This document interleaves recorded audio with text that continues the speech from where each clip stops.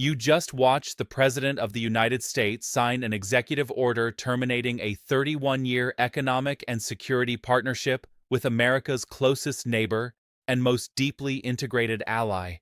And within 72 hours, 3 American border states had declared economic emergencies. The Dow had shed nearly 1,000 points in a single session.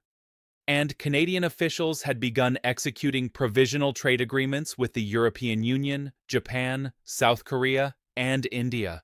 Agreements that had been structurally blocked for years by the very framework Trump had just dismantled with 4 pages of executive language. A sitting American president removed an allied nation from the foundational agreement that governed how goods move across the continent, how intelligence is shared between security services, how energy flows across shared grids, and how the most economically productive bilateral relationship in human history actually functions on a daily basis. The pressure was not building in Ottawa. The pressure was building in Detroit, in Buffalo, in Seattle, and in every American city whose economic infrastructure is wired into Canadian supply chains, so completely that most people had simply forgotten the wiring was there. Warren Buffett called it the most expensive miscalculation in modern economic history. Firing a partner who was delivering more value to you than you were delivering to them. But it was Mark Carney's response. 7 words spoken without notes, directly into the camera. That tells you this is not a trade dispute, or a diplomatic rupture, or a negotiating tactic that overreached its target. This is the moment the most consequential economic relationship on Earth was severed by the country that depended on it most. What do you think? Was this a catastrophic miscalculation by the White House? Or does the president have a strategic objective that the media is consistently missing? Share your perspective in the comments below. The North American Strategic Trade and Security Framework was not a straightforward trade agreement. It was the operating system of the continental economy, built incrementally across 31 years, negotiated through 6 administrations of both parties, and refined through decades of practical application. It integrated customs processing, regulatory harmonization, energy grid coordination, critical mineral supply chains, defense procurement pipelines, intelligence sharing protocols, and cross-border infrastructure management into a single, unified operational framework. It allowed goods, energy, and sensitive information to move between the United States and Canada at speeds and with reliability unmatched by any other bilateral relationship on Earth. Every serious economist and national security analyst treated it as the single most structurally valuable advantage the American economy possessed, not because it was conspicuous or celebrated, but because it functioned so effectively that nobody thought to examine it. Trump's executive order was 4 pages long. The language was blunt and unambiguous. Canada had failed to demonstrate sufficient commitment to American economic priorities. The order gave Canada 72 hours to vacate all framework coordination offices. It terminated every shared regulatory process. It revoked Canadian access to integrated customs systems. It suspended every joint program from energy grid synchronization to defense procurement coordination. There was no negotiation, no advance briefing of Congress, no consultation with the American industries that depended on the framework's operational infrastructure more fundamentally than any Canadian industry did. The 72-hour timeline was not a window for compliance. It was a countdown to economic self-damage. Every line of the order communicated the same underlying reality. This was not an administration responding to a Canadian violation of agreed terms. This was an administration penalizing Canada for the audacity of negotiating as a sovereign equal rather than deferring as a compliant subordinate. Here is what the White House either failed to understand or chose not to examine: what Canada was actually providing inside the framework's operational structure. Canada supplied 61% of all crude oil imported by the United States, 38% of natural gas imports flowing into northern states, 97% of electricity imports for border communities stretching from Maine to Washington state. The framework's energy grid synchronization protocols allowed power to move seamlessly across the border, balancing demand during peak periods, preventing blackouts during extreme weather events, and maintaining redundancy that had kept the lights on across 14 American states through every winter storm and summer heat emergency for 2 decades. That synchronization was terminated within 48 hours. Grid operators across New England, the Upper Midwest, and the Pacific Northwest activated emergency protocols they had used only in simulations, issuing formal warnings of potential rolling blackouts during one of the coldest winters in 15 years. Then, critical minerals. Canada is the primary or sole North American source of nickel, cobalt, potash, uranium, lithium, and 17 of the 23 rare earth elements the Pentagon formally classifies as essential to national defense production. The framework's mineral supply chain provisions guaranteed American defense contractors priority access to those materials at stable, pre-negotiated prices. Without the framework, those minerals become available on an open international market where China controls 67% of global rare earth processing capacity, and prices are established by whoever is willing to pay the most at any given moment. Lockheed Martin, Raytheon, Northrop Grumman, General Dynamics, every major American defense contractor depends on Canadian critical minerals flowing through framework-secured channels. The executive order handed Beijing leverage over the American defense manufacturing supply chain that China had spent 2 decades attempting to acquire through strategic investment and diplomatic pressure, delivered at no cost in 4 pages by an American president who signed it before breakfast. The automotive sector, the structural backbone of manufacturing employment in Michigan, Ohio, Indiana, and Tennessee, has been built on a framework of integration so comprehensive that a single vehicle crosses the US-Canada border an average of 7 times during its production. Engines manufactured in Ontario travel to assembly operations in Michigan, fitted with transmissions produced in Indiana using Canadian aluminum, wired with harnesses assembled in Quebec, then shipped on vehicles running on Canadian diesel. The framework's regulatory harmonization made those crossings operationally seamless. Identical safety standards, identical emissions certification, unified customs processing. The executive order shattered that integration in a single night. Every crossing now requires independent inspection, separate certification, new customs documentation, and compliance with 2 diverging regulatory systems that were specifically designed to align. The Auto Alliance projected the cost at $11,000 per vehicle, translating into an average $900 increase in the price of every car and truck sold in the United States within 6 months. And this is the point where the story shifts into territory the White House never anticipated. Expelling a nation from a bilateral framework is designed to demonstrate power.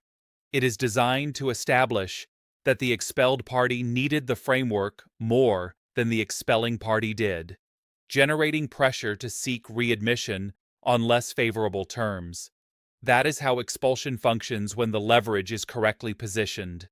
But when the expelled party was supplying 61% of your petroleum, 97% of your border electricity, the critical minerals your military depends on, and the integrated manufacturing infrastructure your largest industry is built around, expulsion does not demonstrate power. It demonstrates that you have severed your own supply lines and characterized the act as a sign of strength.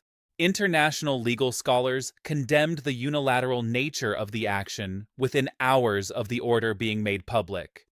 The framework was a bilateral agreement with enforceable provisions on both sides. Unilateral termination without the 60-day consultation period specified in Article 22 of the agreement constituted, according to 3 separate legal analyses published in the first week, a breach of international treaty obligations that the United States had formally accepted. A former United Nations Secretary General characterized it as the most significant unilateral abrogation of a bilateral treaty by a major democracy in the post-war era. A professor of international economic law at the London School of Economics observed that the order used the vocabulary of dominion rather than that of partnership.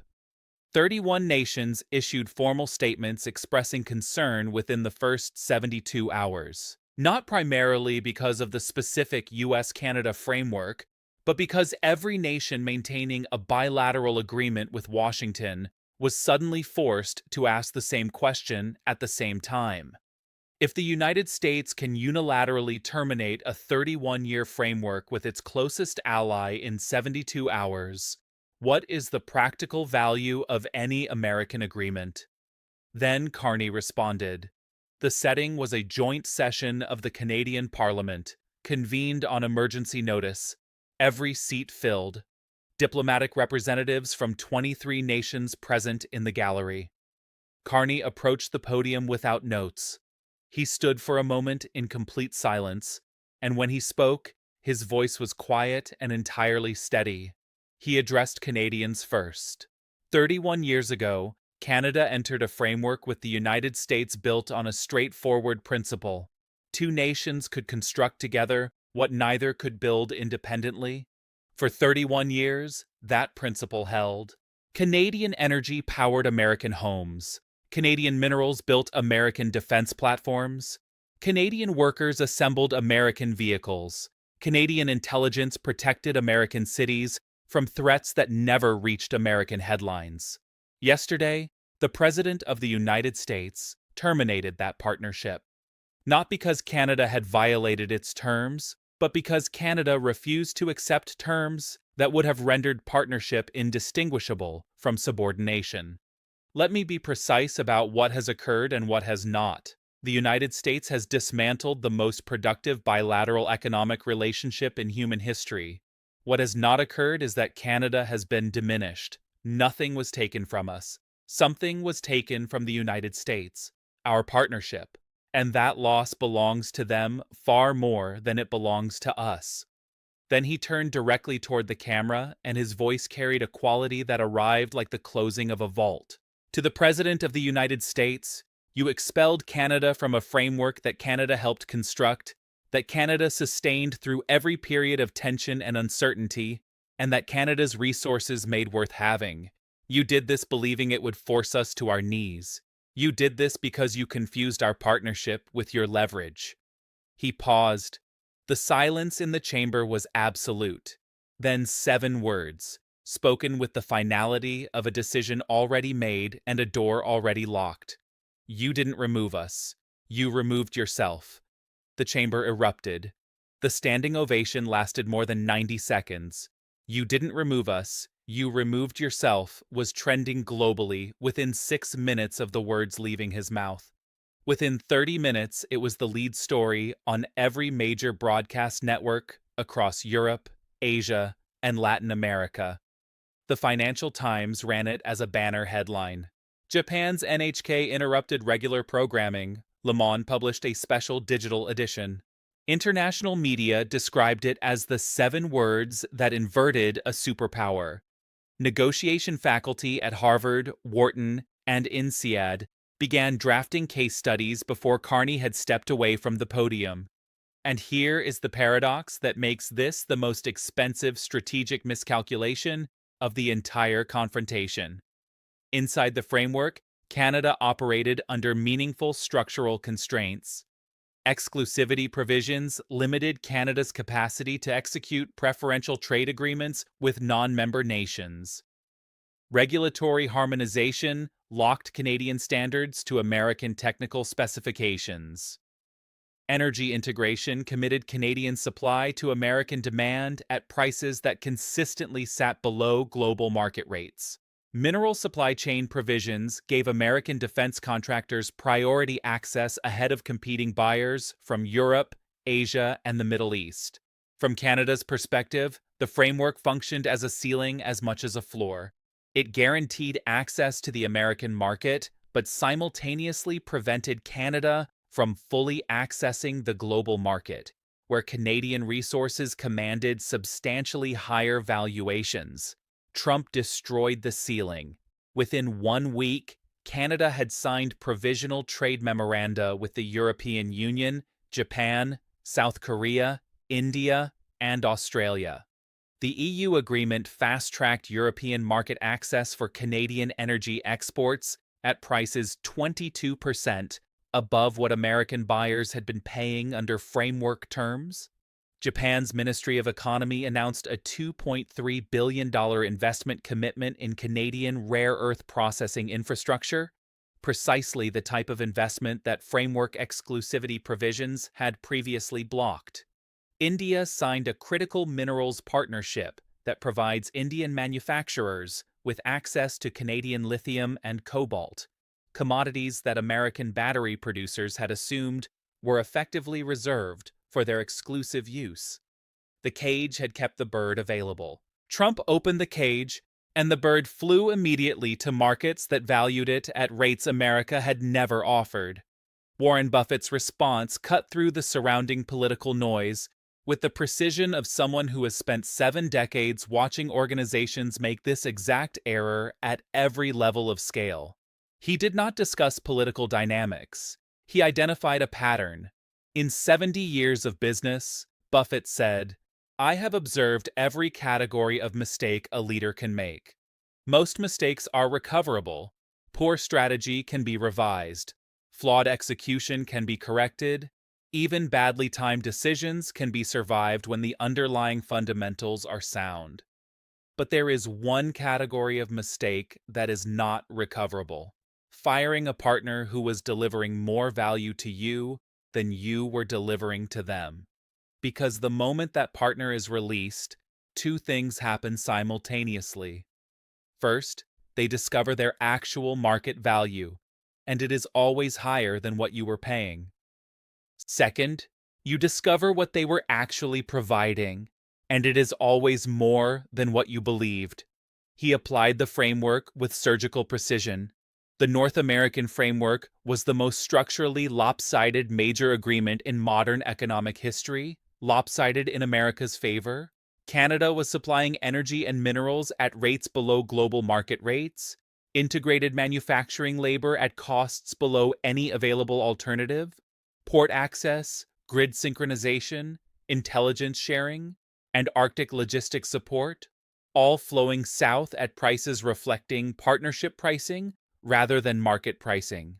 The United States was receiving all of it while operating under the sincere belief that it was extending a significant favor to Canada. That is the most operationally dangerous delusion available in business, believing you are the benefactor when you are in fact the primary beneficiary. Because the moment you act on that delusion, reality arrives. And reality does not renegotiate. Buffett continued, "I have sat across from executives who terminated their most critical supplier because the supplier pushed back on pricing or terms. Every single one told me the same thing in advance. They need us more than we need them. And every single one discovered the same thing afterward. They were mistaken. The supplier located new clients within weeks. The executives spent months attempting to replace what they had lost at higher cost, lower quality, and worse contractual terms than they had previously enjoyed. By the time the magnitude of the error became fully visible, the supplier had moved on permanently and had no strategic reason to return on the original terms. That is what is unfolding right now between the United States and Canada. Canada is signing new agreements with Europe and Asia at prices America never offered. America is searching for alternative sources of materials and energy that it had assumed would flow in perpetuity through established channels. And every day that passes makes the realignment more structurally permanent. His closing was devastating in its directness. People are asking whether Canada will return to the framework.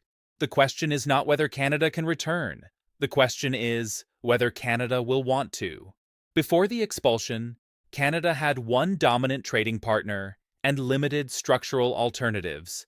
After the expulsion, Canada has the European Union, Japan, South Korea, India, Australia, and a line of sovereign nations stretching around the globe, all offering superior terms to what America ever provided. Trump did not remove Canada from the framework. He removed America from the best arrangement it had ever negotiated. And the foundational rule of commerce is this: when you find yourself in the best deal you have ever had, you do not tear it up. You send a thank you note. Then the consequences arrived, not across weeks or months, but within days, in forms that were visible, measurable, and politically impossible to dismiss. The energy disruption hit first and struck hardest. Grid operators across 14 border states reported immediate instability after synchronized load balancing with Canadian systems went offline. New England, which had relied on Quebec hydroelectric imports to manage peak demand every winter during the framework's operational history, entered the coldest November in a decade, with 11% less grid capacity than the previous year. Natural gas prices in the upper Midwest surged 43% within 10 days as pipeline flow agreements reverted from framework negotiated terms to spot market pricing.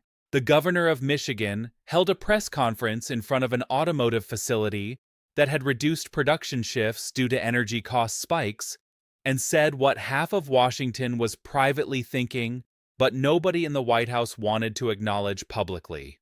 We are watching the president dismantle the economic foundation of this region in real time. The framework was not a benefit Canada received. It was infrastructure America depended on, and we cut it ourselves.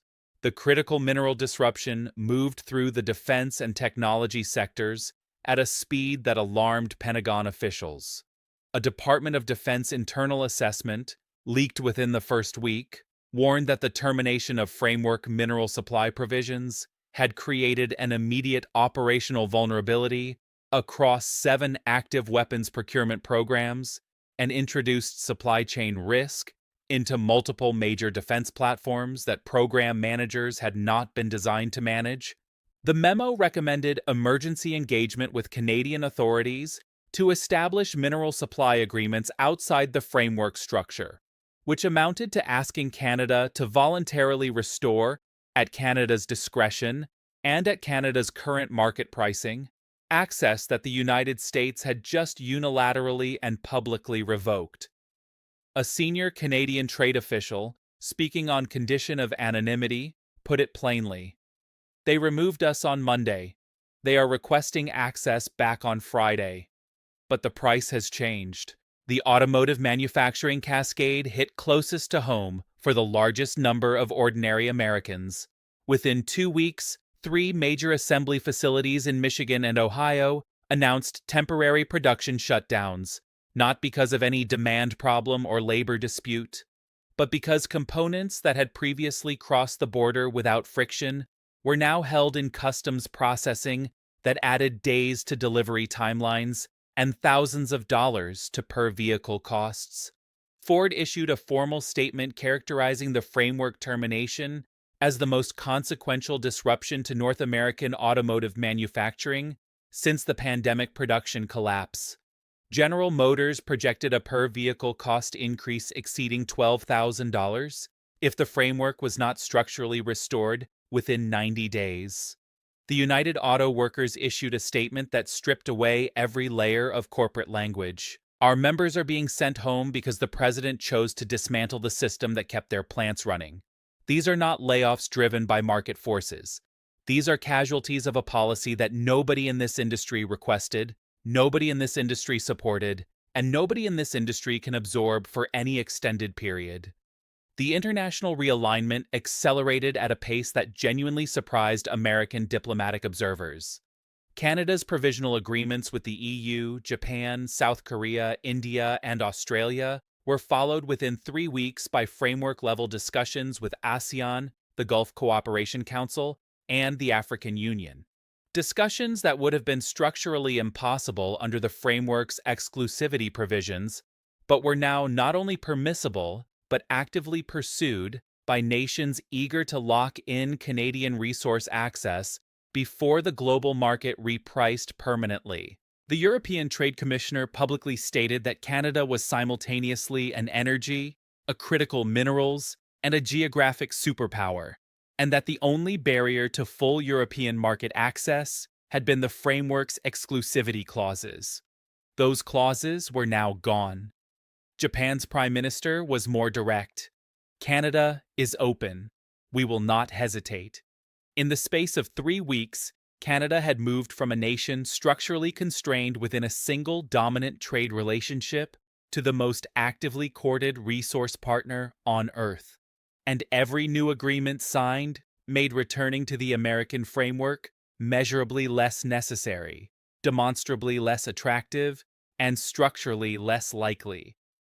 American domestic politics fractured along lines that had nothing to do with partisan identity and everything to do with geographic proximity to the consequences. 14 governors, 9 Republican, 5 Democrat, co-signed a joint letter to the White House demanding the restoration of an emergency framework, describing the expulsion as an act of economic self-sabotage that is producing immediate and measurable harm to American workers, businesses, and national security infrastructure. 37 senators, including 11 Republicans, co-sponsored emergency legislation requiring congressional authorization for any future unilateral termination of bilateral frameworks, a direct institutional rebuke of the executive authority that had made the expulsion legally possible. The Business Roundtable, the National Association of Manufacturers, the American Petroleum Institute, and the U.S. Chamber of Commerce issued a coordinated joint statement, the first time all 4 organizations had co-signed a single public document in over a decade, characterizing the framework termination as catastrophic, entirely unnecessary, and immediately reversible if the political will existed to correct what they collectively described as the most damaging unforced error in modern American economic policy history. American public opinion shifted with speed and clarity that directly reflected the tangible, visible, and economically painful consequences landing in real households. Polling conducted within 2 weeks showed that 64% of Americans, including 41% of Republican-identified respondents, opposed terminating the framework. That figure climbed to 73% among respondents in border states directly experiencing energy disruptions, production shutdowns, and supply chain failures. 58% said they believed the expulsion had materially weakened America's global position. The most striking result came from a straightforward question asked to every respondent. Who actually benefited from the framework termination? 11% identified the United States, 67% identified Canada. The American public had arrived at the same conclusion that Buffett, the financial markets, the allied governments, and the state governors had independently reached. Trump had not punished Canada, he had liberated it, and liberation, it turned out, was worth considerably more than a partnership operating on someone else's terms. So here is where things stand. Donald Trump formally expelled Canada from the North American Strategic Trade and Security Framework, the 31-year agreement that integrated energy, critical minerals, manufacturing, defense procurement, intelligence sharing, and bilateral trade infrastructure between the 2 largest trading partners in human history. Within days, American border states declared energy emergencies. Automotive assembly plants suspended production. Defense supply chains destabilized in ways the Pentagon had not planned for. Grid operators issued formal blackout warnings during a record winter. Canada responded not by seeking readmission or requesting negotiations, but by signing trade agreements with Europe, Japan, South Korea, India, and Australia at terms that consistently exceeded what America had ever offered, rendering the previous framework structurally irrelevant. Carney stood before a full session of Parliament, turned toward the camera, and delivered 7 words that appeared on every front page in every major democracy on Earth the following morning. You didn't remove us, you removed yourself. And in doing so, he compressed the entire 31-year history of the relationship, the full scope of what had just been destroyed, and the complete inversion of who held the leverage into a single sentence that the administration had no prepared response for, because no one inside it had believed, even in the final hours before the order was signed, that the bird would fly so immediately, so far, and on such favorable terms the moment the cage was opened.